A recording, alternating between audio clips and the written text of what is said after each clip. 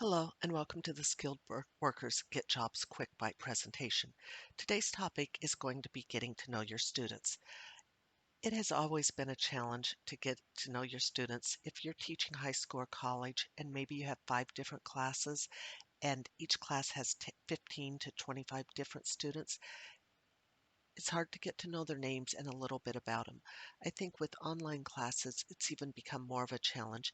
And here's a strategy I use to help me get to know students and remember their names. So, what do you want to know about your students in an online class? First of all, you want to know their names and if they have a preferred name. Many students choose not to use a name their parents gave them, and this might be that they've used their middle name all their life or family nickname. What do students have in common?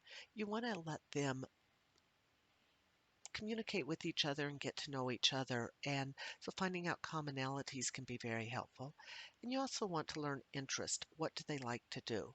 However, if I'm going to share this information with other students, I try not to point out differences.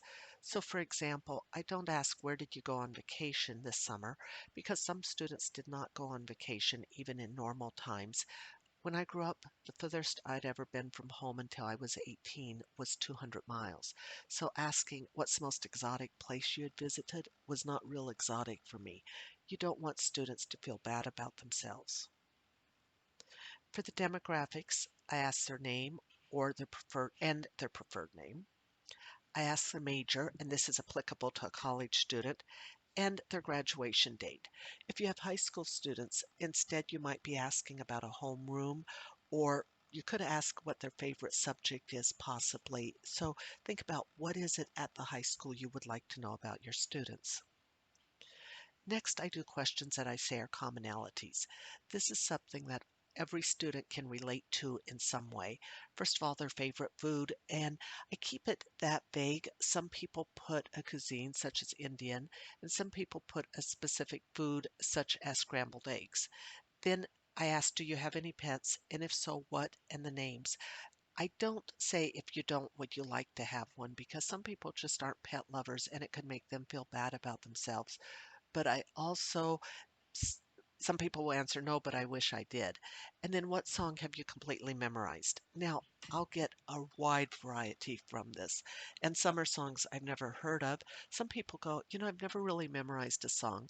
But one person put what I had really thought about when I did the survey, and that was Happy Birthday. And so when I was doing a um, kind of survey the first day of class with the students. And I said, did anyone name a song that all of you would know the words to? And about 3/4 of the people answered the question no. They couldn't imagine a song all of them would know. And I said, okay, well, somebody put Happy Birthday. Do you all know it? So we had a good laugh and looking about commonalities. I also ask interest, but I try to phrase it in such a way that anyone could answer it. Is that one is how do you like to relax after a long day? And then what is one thing on your bucket list you would like to do?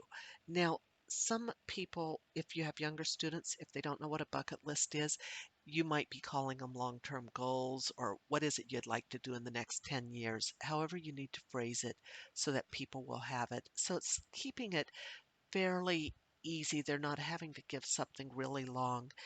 And then what I do is I send out the survey in a Word document and just ask students to complete it. And for my class, because we cannot make our Moodle, which is our learning management system, available till the first day of class, I send it to all the students about a week before and then ask them to have returned it to me the day before classes began. That way I could go ahead and look at it and give them the feedback or have it ready for the first day of class.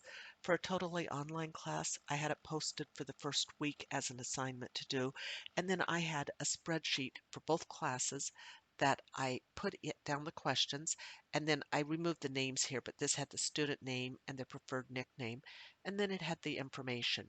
From this, I could create questions or polls for my class that meets face to face, but for my other classes, as I'm doing grading or other work, kind of keep it handy and pull it up so that I can get to know about the students. Or when they answer a specific question a certain way, I can go, oh, okay, well, how's this going? And let them know that I remembered something about them.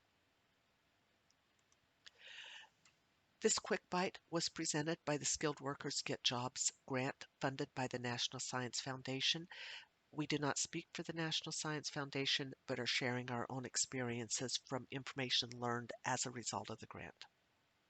If you have any questions on this or any other topic, please contact me at my email. Thank you very much.